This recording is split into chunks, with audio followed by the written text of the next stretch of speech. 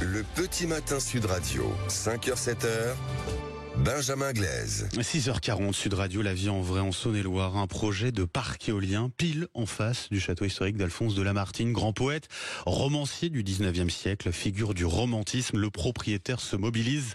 Il n'est pas le seul, en tout cas, il est avec nous ce matin. Bonjour Étienne Debec. Bonjour. Bienvenue sur Sud Radio. Vous êtes donc le propriétaire de ce château, également appelé Château de Saint-Point. Comment avez-vous déjà appris l'existence de ce projet de parc éolien? Je crois que vous l'avez appris un peu par hasard, c'est cela?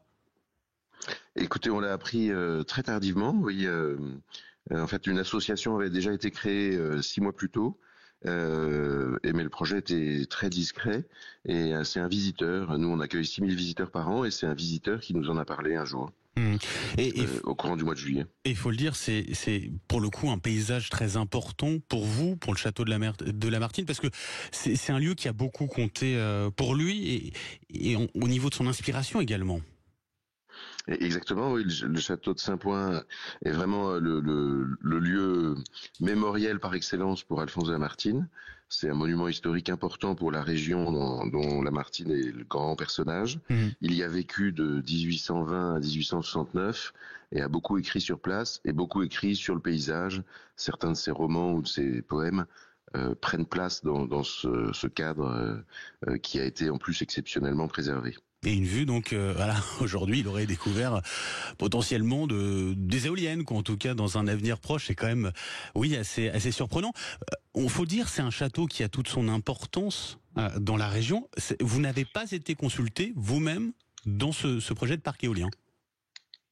Pas du tout, et d'ailleurs alors il n'y a pas que le château, d'ailleurs. En fait, le village de Saint-Point et le village de Bourvillain c'est une petite vallée étroite entre deux montagnes, avec vraiment un cadre de vie particulier, puisque l'horizon est clos par ces deux montagnes de chaque côté, qui sont préservées, complètement champêtres. Donc c'est à la fois le décor du château, mais c'est pour tous les habitants un cadre de vie complètement préservé. C'est une zone Natura 2000 avec une grande diversité de faune et de flore.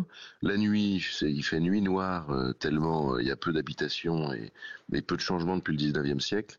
Donc c'est vrai que l'idée de voir un des habitants a dit on va nous mettre 4 tours Montparnasse en plein milieu de la vue.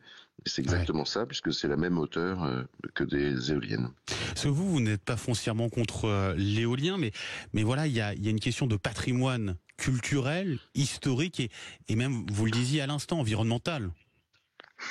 Exactement, oui. Nous on n'est pas fondamentalement contre les énergies renouvelables d'une manière générale, évidemment. On n'est pas très concerné par l'écologie. Tous les gens qui habitent ici d'ailleurs viennent parce que ce cadre est préservé, mais là ça paraît complètement insensé de pas tenir compte de la configuration des lieux et de saccager une forêt avec toutes les espèces qui vont avec pour artificialiser les sols et mettre ces aérogénérateurs qui sont des usines en fait, avec une emprise en béton énorme, des routes d'accès. Voilà, ça paraît une catastrophe à tous ceux qui s'intéressent à ce paysage.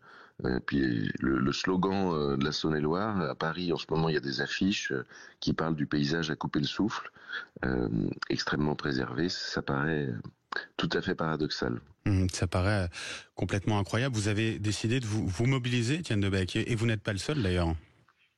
Donc on s'est mobilisé donc avec l'association Nature et Horizon, qui est une association locale, qui a 400 membres, et on a créé avec eux une pétition qui, en quelques semaines, au moment des Journées du patrimoine, a reçu 4500 signatures.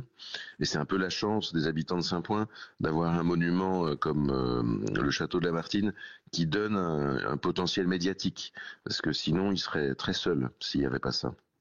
Et puis l'attractivité du territoire, tout simplement. Voilà, ça attire aussi des touristes, quoi. Et voilà, c'est un enjeu fort du tourisme. On est très soutenu par tous les autres sites touristiques. Puis vu l'emplacement, ce sera, si ça avait lieu, ce serait visible par exemple la roche de Solutré ou la roche de Vergisson, qui sont à vol d'oiseau très près. Il y a une douzaine de châteaux qui sont ou de monuments historiques qui sont concernés. Non, c'est complètement fou. C'est d'ailleurs pour ça que la mairie de Saint-Point et la mairie de Bourvillain ont voté contre ce projet. Et en fait, c'est la mairie voisine qui l'implante en lisière de la commune. On en est où aujourd'hui de ce projet? vous êtes mobilisés. Est-ce que ce projet finalement va véritablement avoir lieu? Ben, on va tout faire pour l'empêcher. On en est heureusement au début, mais les promoteurs font tout du projet font tout pour faire comme si il fallait pas s'inquiéter, rien n'était sûr, rien n'était décidé. En fait, en autorisant les études, c'est ce qu'on appelle la première phase du projet. C'est ce qui permet de le réaliser, c'est ce qui permet de déposer un dossier auprès du préfet. Et on sait que le lobby éolien, c'est un projet à plusieurs centaines de millions d'euros, hein. Donc il y a des enjeux énormes. Et donc une fois qu'ils sont lancés, eh ben ils essayent par tous les moyens, et quelle que soit l'opposition, quel que soit même l'avis négatif du préfet, ils font un recours. Et ils épuisent souvent les habitants par des procédures juridiques sans fin. Alors, donc c'est quand même très menaçant. Il y a eu un changement de gouvernement tout de même avec un nouveau Premier ministre, Michel Barnier, qui a émis des réserves très claires sur l'éolien. Je suis contre l'éolien assez clairement, c'est notamment ce qu'il a dit. Ça, c'est de nature à vous rassurer pour la suite?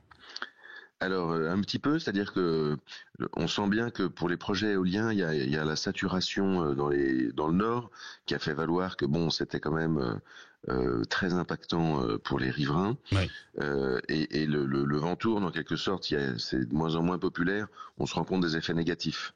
Après, on voudrait pas être le dernier des parcs éoliens installés avant le changement de législation. Merci beaucoup d'avoir été avec nous, Étienne Debec. Je rappelle, propriétaire donc de ce château de Saint-Point, château de Lamartine en Saône-et-Loire. Merci à vous et très bonne journée. Bonne journée.